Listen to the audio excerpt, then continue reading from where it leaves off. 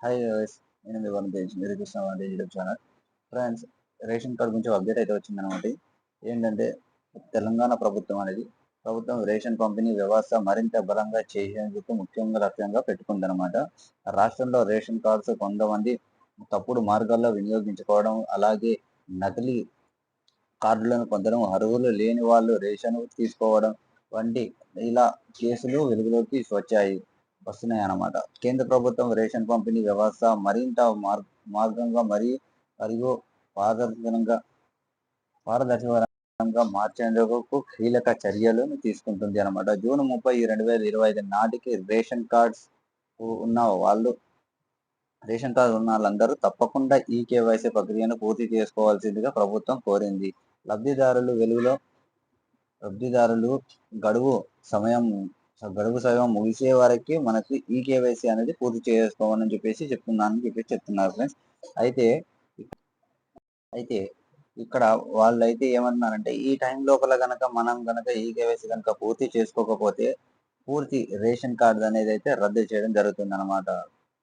సంబంధించిన ఈ కేవైసీ పూర్తి చేసుకోకపోతే ప్రభుత్వం వారి రేషన్ కార్డ్స్ రద్దు చేస్తుంది. ఆ తరువాత వారికి విభాగత ఉచిత రేషన్ సౌకర్యం ధరలోకి లభించడం కుదరదు అని చెప్పేసి పర్టికులర్ గా చెప్తున్నారు ఫ్రెండ్స్. ఇక్కడ ఇటీవల కాలంలో చాలా మంది అనర్హులు రేషన్ పొందడం, అలాగే నకిలీ రేషన్ కార్డ్స్ తయారు చేయడం వంటివి అనేక కేసులు వెలుగులోకి వస్తున్నాయి.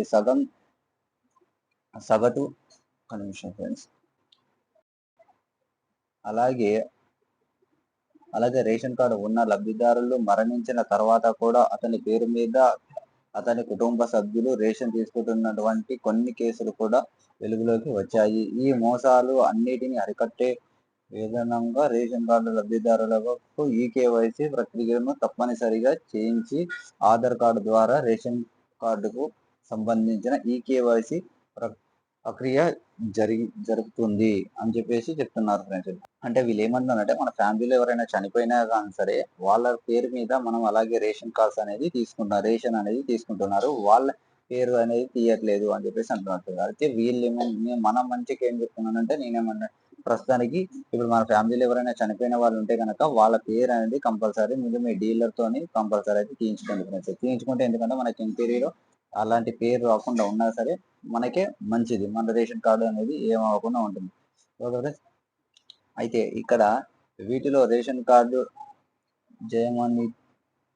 జయమాని పోతే తనిఖీ, కుటుంబ సభ్యులు ధృవీకరణ కూడా నమోదు ఉంటుంది అంట. ఈ కేవైసీ ప్రక్రియ చేయడం వలన రేషన్ ప్రయోజనాలు సరైన మరియు అర్హులకు వారికి మాత్రమే చేరుతుంది. అంటే ఈ కేవైసీ చేసుకుంటే మాత్రం ఈ వేరే వాళ్ళ కూడా ఎవరికి రాదు. రేషన్ కార్డు అయితే ఎవరైతే అర్హులు ఉంటారో వాళ్ళకి రేషన్ పంపిణీ అనేది పంపిస్తుంది అని చెప్పేసి చెప్తున్నారు ఫ్రెండ్స్. నిర్ధారణ అవుతుంది. గతంలో ప్రభుత్వం మార్చి 31, 2025 రేషన్ కార్డ్స్ ఈకేవైసీ ప్రక్రియను చివరి తేదీ ప్రకటించింది. కానీ చాలా మంది ఆ సమయంలో అనేక సాంకేతిక సమస్యలు లాగానే సమాచారం లేకపోవడం వంటి సమస్యలు ఎదుర్కొంది. దీంతో కేంద్ర ప్రభుత్వం రేషన్ కార్డ్స్ ఈకేవైసీ ప్రక్రియ పూర్తి చేయడానికి జూన్ 30 వరకు గడువు పెంచింది అని చెప్తున్నారు. అంటే ఇప్పటి వరకు అయితే మనకైతే ఇన్ని రోజుల వరకు అయితే రాలేదు కదా, ఇప్పటి వరకు నుంచి మన జూన్ 31 వరకు అయితే చెప్పేసి ఖచ్చితంగా ఈ కేవైసీ అయితే చేసుకోండి ఫ్రెండ్స్. ఈ కేవైసీ చేసుకుంటే కనుక మన రేషన్ కార్డు అనేది ఏమవ్వదు అనమాట. అంటే ఫ్యూచర్ లో కూడా ఎలాంటి ఇబ్బందులు అయితే రావన్నమాట. ఓకేనా ఫ్రెండ్స్, ఈ వీడియో కనుక మీకు నచ్చితే మా ఛానల్ అయితే సబ్స్క్రైబ్ చేసుకొని ఫాలో అవ్వండి. Thank you.